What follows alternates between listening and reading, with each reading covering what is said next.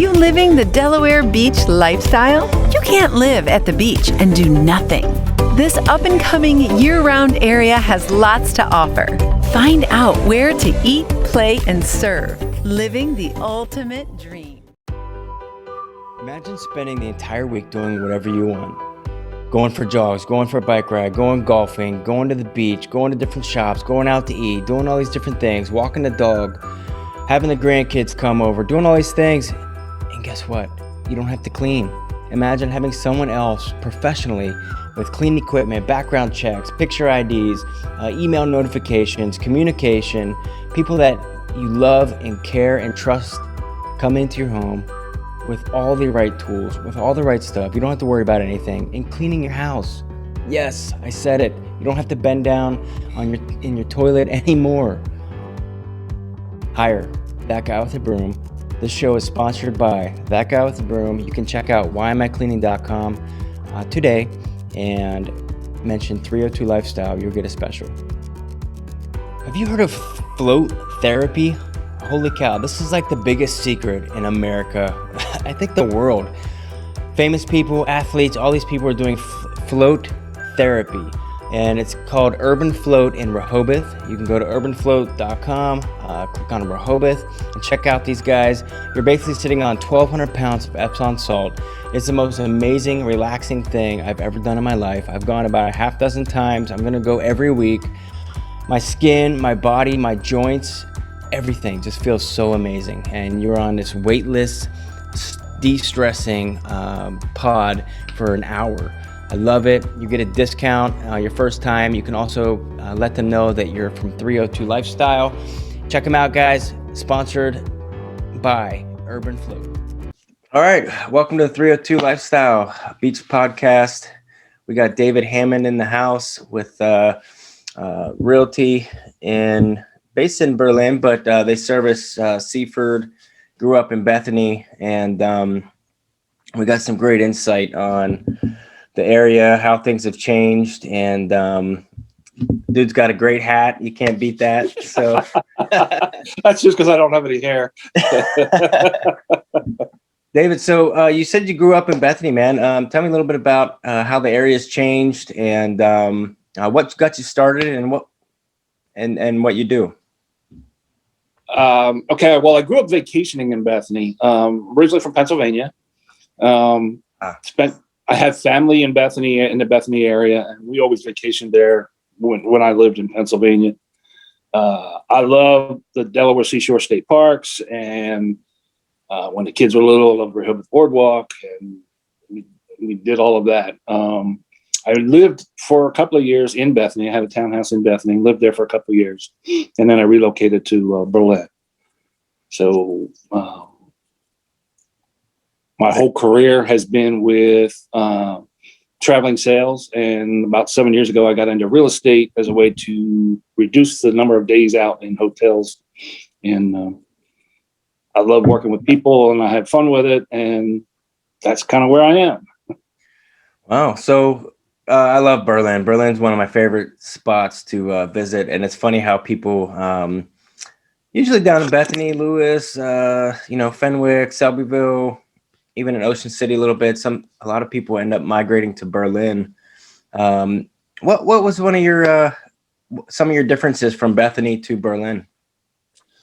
Well, I live just outside. Berlin covers a big mailing area. I live just outside of Ocean City on 611 on the way to Assateague. But Berlin is a cool little town. I mean, it's just anytime my clients ask me where to go eat, I always send them to Berlin because it's a neat little town. Took a while to revitalize it, but there's a lot going on there now. Hopefully there'll be a lot more once COVID gets straightened out. That kind of put a damper on a lot of things that they did over there. But. Yeah, and for any of you guys listening, if you're coming from some of the bigger cities, you're down in the 302 area, although this is a 302 Lifestyle, you have to include some of the outer areas of Maryland and even some of Virginia, just because, we're so close to these borders. So if you haven't checked out Berlin, it is by far one of my favorite places to visit. Actually, my favorite Italian restaurant, which is DeFibo's. They've got their newest location down there. in Berlin, and I just absolutely love it. So, I gotta focus here. All right, man. So you said you got into real estate, and so how have you seen the market change? You said I saw in your well, a lot of people are having issues with people selling their homes, so they have a plethora of people looking, and it seems like the market for homes to choose from is low. The market is crazy. There is no inventory right now. When I first got into real estate 7 years ago, I'll just use Ocean City because that's where I started, but there were on average 18 months worth of inventory. Right now, across our whole region, Delaware and Maryland, we're probably at about 18 days of inventory. So it's just crazy. Every house is going for multiple offers, over list price. The challenge right now is to get somebody in and have the house actually appraised, because what it takes to win the bid is usually way over what they're asking for list. Wow, that's interesting. So if someone's interested in selling right now, it's a great time because it absolutely is the time to sell. Wow. But the problem with that is if you sell your home, now you have to find somewhere else to live. Yeah, and that's put a lot of damper on several people. I have a bunch of clients that would like to move up, but they're reluctant to put their house on the market because it's going to get sold out from under them before they can get into something else. So kind of a balancing act right now with the inventory. But, yeah, actually, I have some friends that did that. They put their house in the market thinking, oh, I got some land. I'll end up building or something. It'll take a while to sell. It sold within like a week. And now they're living in a rental property because they can't get into anything right now. Yeah. Most houses, if they're in decent shape, they're going on the market on a Thursday and they're sold by Sunday. That's just the way the market is right now. All right. What kind of recommendations do you have? Would it be just that, if you want to sell now because you'll get the most out of your money, then you would have some money to use for a rental or something like that? Yeah, absolutely. A lot of what we've been offering to try to entice our buyers to get in is that we're offering rent back to the sellers. So if they don't have a place to land, my buyers will buy the place and then rent back at a reasonable rate for a certain period of time to allow the sellers to get to a new home. So it is it's always been a juggling act when you're trying to sell and then buy, or vice versa. Yeah. So that's one of the things that we've been trying to do is we offer rent back, in our offer, in our contracts. Cool, man. Now to switch topics a little bit. So you said you're from Pennsylvania. I'm from upper northern Pennsylvania, Williamsport. I don't know. Okay. If you know where that's at. I do. My brother went to college there for a while, and I spent some time up there hunting and fishing. And I'm from southeastern Pennsylvania, Chester County. Okay. Right where Delaware, Maryland, Pennsylvania all come together. Yeah, great. And so a lot of people moving here, some of their biggest hobbies, would be fishing and, just nature and all that. So I noticed that you're really into fishing rods. Tell me a little bit about that. How'd you get into that? Actually, it's something that I always had some interest in. I've always been a fisherman. I was working with a young client last spring, and he was telling me all about it. He builds rods and sells them as a side business, and he was telling me all about it. So when COVID hit and there wasn't a lot to do, I looked into it and started doing it. It's a very addicting hobby. I love building them now. Yeah, so I have some friends that are just, a lot of different hobbies around fishing. You got the fly fishing, you got, then you can get into boats and all that kind of stuff. So what is the difference between just buying a regular reel and rod from, let's say, Walmart to building out your own reel and rod? Is there like a difference? Just pretty much like everything else, you get what you pay for. If you're going to occasional fisherman, a Dick's Sporting Goods or a Walmart rod is just fine. If it's something that you're going to be using a lot, then it's time to think about a little bit better equipment. Custom rods aren't for everybody. They're expensive to build, but if you fish all the time, you get an opportunity to build the rod exactly the way you want it. And I noticed too, like there's depending on where you're fishing. So a lot of guys go to the surf, they throw their reels in, or the lines in the ocean. But I see some of the stuff that they're using isn't prepared to catch anything from the surf. No. And especially you're dealing with like the salt air. So a lot of the cheaper stuff will rust out or stuff like that. So having a custom reel definitely help with all that stuff, huh? Yeah, and you have to take care of it. But especially in this environment, you need to wash them down every time you use them. But yeah, the stuff that you're just going to go pick up just to buy it for your vacation, by the time you go to use it next year, it's probably not going to work great. But yeah, I mean, that's one of the cool things about the Delaware State Parks is that you can go there, you can fish a little bit, the whole family can hang out. If you get a beach permit, you can drive on the beach and, have all your picnic stuff and beverages and everything with you. Yeah. And talking a little bit about some of the things to do around the area, Assateague Island, I know. So I love going down there, and it's come up a few times actually in the past shows. People just love that area because you get to. It's one of the only places I've ever seen where you can see wild horses. That's really cool. And I was down there, with a group of people, and we're sitting there, and we got our coolers. And these horses were like gang members that just came up, pushed everybody out of the circle, and just started taking our food. Yeah, they've grown behaviors. There's certain bands; they're all bands. One stallion and a few mares. And if you were around the campgrounds, that was probably the stallion known as Chip and his band because they're master thieves. They've learned how to open coolers, and the park actually put picnic tables out that have where your cooler slides into so that the horses can't get to them. If you're out on the beach, they tell you to bury them or put straps around the coolers because they've learned to just come in and just raid your raid your food. Yeah, so if you're coming down here from the cities, guys, Assateague Island is definitely the place to check out. Berlin, of course. There's just so many cool places to see and do. Who wouldn't want this guy helping you with your home to buy or sell? And David,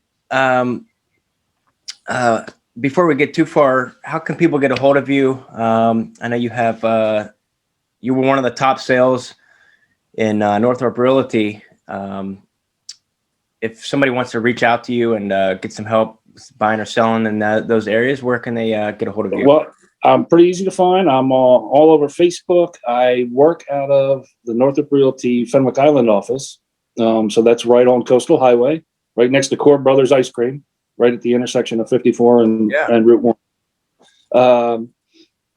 My cell phone, 443-366-2699. And I answer texts, emails, whatever. David Hammond at NorthropRealty.com. All right, guys. So we'll put all the links down below so you guys can reach out to David if you're interested.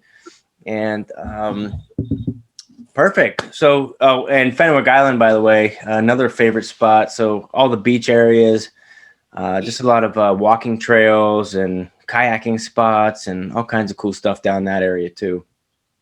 All right, David. So here we go. What is one of your favorite books, tools, videos, or softwares that you that has impacted you in your life?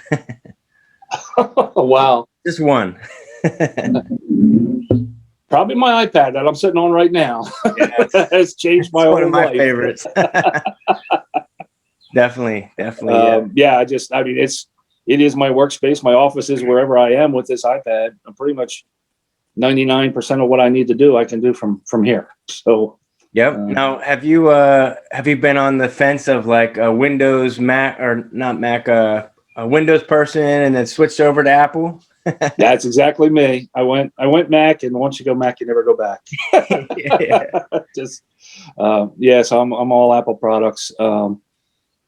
They've gotten better. Sometimes the Windows for business applications doesn't translate well to Apple, but they're getting better. Yeah, it's funny. We had I was so anti-Apple for the longest time, and one of our friends is just a huge Apple fan.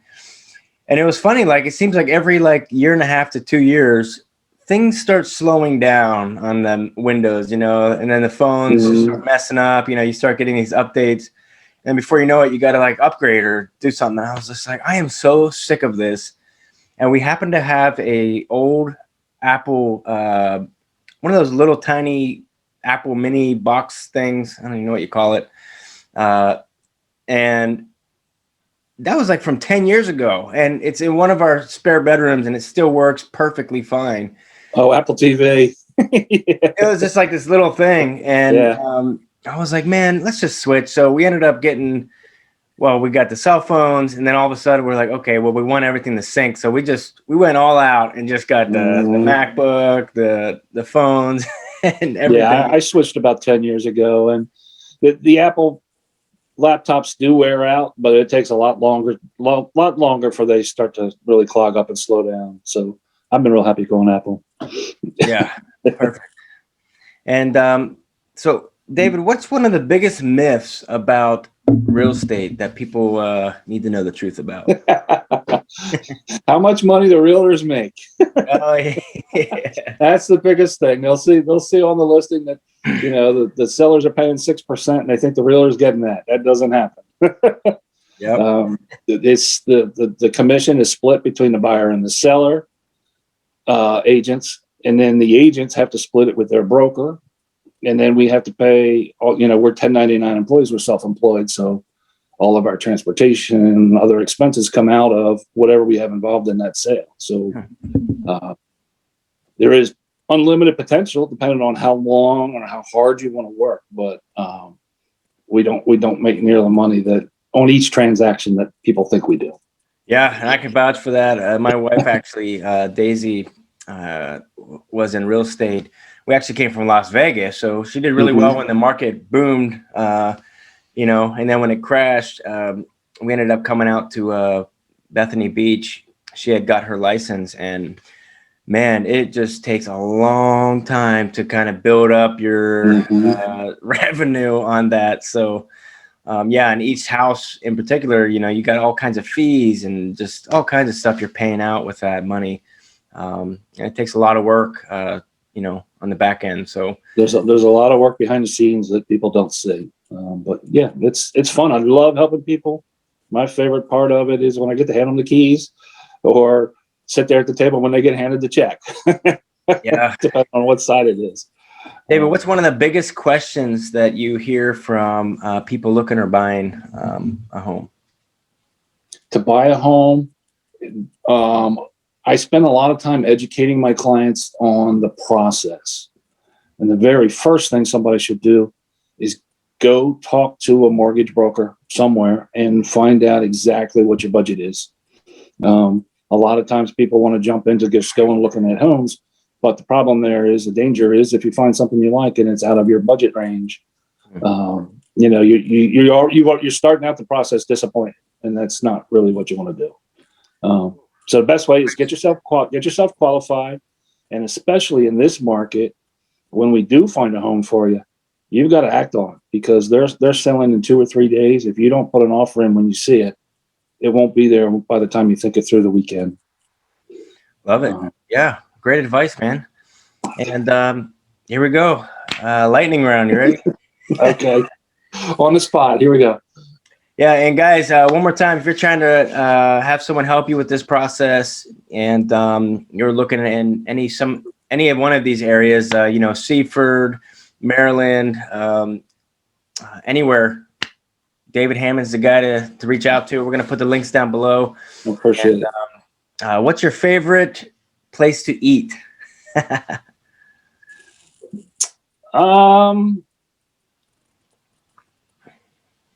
I'll be honest with you. It's not a super special restaurant, but there's a local guy that made good, and my favorite restaurant is Assateague Point in Ocean City. He has 3 restaurants, one on the boardwalk, one in town at 34th Street, and one in Baltimore. And just super good guy, good, nice menu, great chefs. Say it one more time. It's Assateague Point. Assateague. Assateague. The owner's name is Mike Schott, and great food. I mean, gourmet pizzas, wings, steaks, whatever the chef's cooking up that week. But Sounds good, man. Yeah. He's my guy. I love doing this That's what I because I hear different spots that I haven't checked out yet. And it's one of the reasons why I love this area so much is that there's just so many good food spots. I mean, you can go on, an hour just talking about different places to eat. Oh, absolutely. Yeah. I have a whole list that when clients come into town, I hand it to them and say, because everybody wants to know, well, where's the locals go? So I'll give them, my list. Now, what is one of your secret or favorite spots to visit or check out in the 302 area? I love Cape Henlopen State Park. It gets very busy in the summertime, and that's when I'm busy with work anyway. In the fall and the spring, there's not quite as many people around. If you're a local, it's a great time to go. Or if you own property here and you just come in for the weekend, there's a lot to do there. There's, biking trails and walking trails. You explore the old bunkers, the tower you can go up in and look. And if you like to fish, you drive on the beach or walk out on the beach. It's just kind of a cool place that I think. Yeah, it's definitely one of my favorite spots. And I love, so my parents lived in Lewis, and like once a year, we'll just go to Cape Henlopen and just kind of hang out. And there's all sorts of stuff to do over there. Love that spot. All right, guys. Once again, David Hammond. I think he wins the best hat out of the whole show. Love it. And guys, we'll put all the links down below. David, thank you so much for being on the show. Thank you. It was a pleasure. Thank you. And guys, keep living the 302 lifestyle. We'll see you next time. Wish you could spend more time having fun and less time with chores? Go to 302beachtalk.com to get $20 off a home cleaning. You'll be entered to win a completely free cleaning. Eat, play, serve.